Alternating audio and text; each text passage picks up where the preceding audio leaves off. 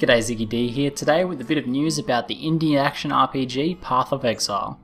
The launch date for Path of Exile's open beta has officially been announced for January the 23rd, 2013, and this also marks the game going full free to play without the need for a beta key.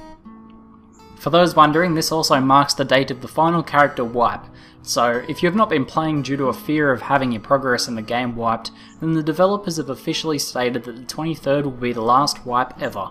Everything from that point onwards will be permanent, barring the temporary leagues and races.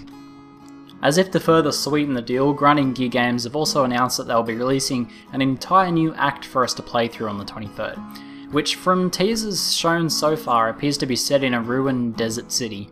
Overall, I'm very excited for January in Path of Exile land. For those who haven't actually played the game or seen any of my videos on it yet, I'll actually link to a playlist of the videos I've made so far in an annotation.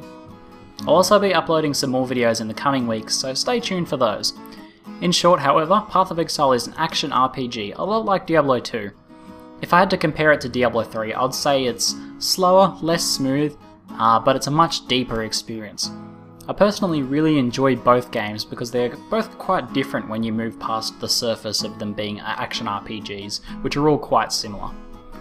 What really sets Path of Exile apart for me is the gold-free economy that's completely based on barter, and also the skills and passive system, which is kind of a blend of Final Fantasy VII's materia system and Final Fantasy X's sphere grid system, if that makes sense to any of you guys. If you're looking for a game where you can really get into customizing your character, then Path of Exile might be the right game for you.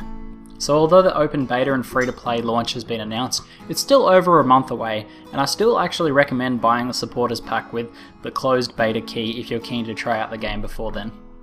This is because not only will you get a chance to practice crazy builds and spend currency guilt-free before the wipe, but you'll also get the full value of whatever supporters pack you end up buying in microtransaction currency.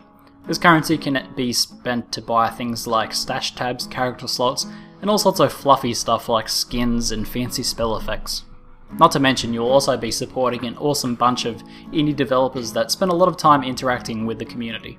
If I didn't already have a bronze supporter pack, I'd probably buy another one, though I might actually end up upgrading so I can get the little Kiwi pet. Anyway, that's it for today, but be sure to keep an eye out for some upcoming Path of Exile content. I'm ZiggyD, and thanks for watching.